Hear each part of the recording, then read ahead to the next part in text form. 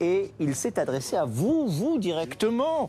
La CFDT cheminot, il faut continuer à négocier, il faut faire cheminer cette réforme. C'était une promesse de campagne.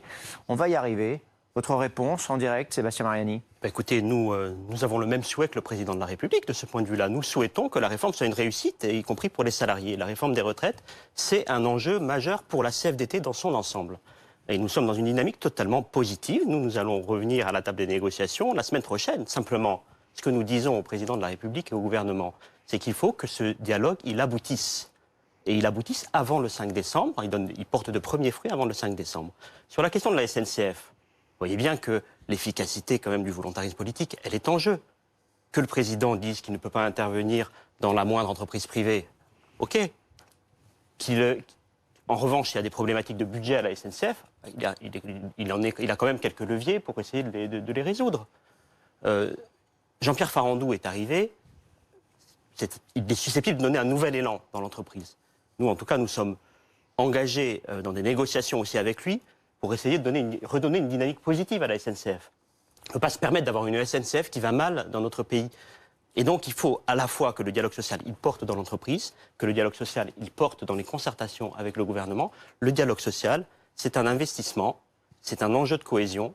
Et je dirais, c'est pas du tout la même chose. Si on a un mouvement social avec un compromis avant le 5 décembre avec certains, ou si on a un dialogue social qui ne porte pas, et tout le monde qui arrive à être opposé finalement à une réforme qui est peut-être nécessaire pour notre pays, et avec un mouvement qui peut devenir effectivement très chaotique et avoir des conséquences extrêmement lourdes.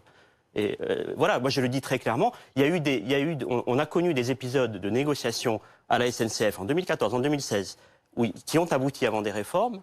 Le coût, je vais juste vous donner un chiffre, hein, le coût journalier de la grève qui a quand même eu lieu, parce que certaines organisations syndicales la portaient, était de 20 millions d'euros par jour. Quand on a été dans l'unité syndicale en 2018, parce qu'il y avait une réforme extrêmement brutale du gouvernement pour mener cette réforme, le coût de la grève journalier était de 40 millions d'euros par jour. Est-ce que dans ce pays, on peut arriver à un moment donné à ce que le dialogue social, il porte ses fruits au bénéfice de tous, au bénéfice de nos concitoyens, au bénéfice de l'économie nationale, au bénéfice de la cohésion des entreprises et de l'économie des entreprises. Bon, apparemment, en tout cas, hein, pour reprendre les mots de Sibeth Ndiaye ce matin sur BFM TV, la démocratie sociale, c'est comme un tango, il faut être deux pour le danser. Là, vous êtes deux pour le danser, il y a le président de la République et la CFDT cheminot. Merci d'être venu sur ce plateau. Vous avez pu répondre en direct, évidemment, au président de la République. Je voudrais qu'on revienne sur ce qui a été dit par Emmanuel Macron. On a cru entendre Laurent Geoffrin il y a quelques instants. Il disait Emmanuel Macron, j'ai dit la vérité à Whirlpool, j'ai dit qu'on allait s'engager pour vous, mais nous ne sommes pas responsables de tout. C'est ce qu'a dit Emmanuel Macron et ça préfigure de ce qu'il va peut-être dire aux ex-salariés du groupe dans quelques minutes, Laurent Geoffrin. Il y a peut-être une question sur le patronat. Parce que si j'ai bien compris, le patron de l'entreprise qui a repris les salariés de Whirlpool, c'est le chef du MEDEF local. Oui. Mais alors, il a conduit son affaire dans le mur.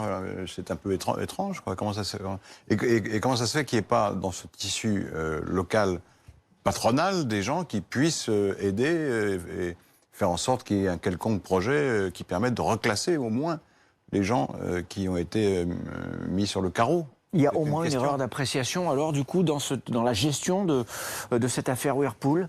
Non, je pense qu'il y a une véritable volonté d'Emmanuel Macron d'aller vite dans ce dossier. Il ne pouvait pas se permettre, en effet, de laisser ces personnes sur le carreau. Donc, je pense qu'il a pris la meilleure opportunité, la plus rapide de reprise, sans peut-être avoir étudié en profondeur le business plan et les possibilités que cette entreprise soit prospère sur le territoire. Résultat, en effet, 2 ans après, on a une liquidation judiciaire. Vous avez raison, ça questionne la question du patronat, du maillage local du patronat Picard, mais finalement, Emmanuel Macron va leur dire une chose, il va leur dire « ce n'est pas mon rôle en tant que chef de l'État d'intervenir dans la liberté d'entreprise, d'intervenir dans la liberté de création, dans la liberté finalement de prospection ». Et ce qui est intéressant, c'est qu'il est toujours dans le même discours. À l'époque où il était ministre de l'économie sous François Hollande, déjà dans la gestion de dossier General Electric, il était complètement dans cette dynamique de dire que l'État peut être volontaire, mais ne peut pas intervenir finalement dans les affaires privées. Et d'ailleurs, ce qui est difficile avec Whirlpool, c'est que c'est un échec évidemment cuisant pour Emmanuel Macron, mais c'est le deuxième. On a oublié, mais General Electric aussi lui avait promis dans les yeux de conserver, de restaurer les emplois sur le site de Belfort. Le résultat, aujourd'hui, on a un plan social.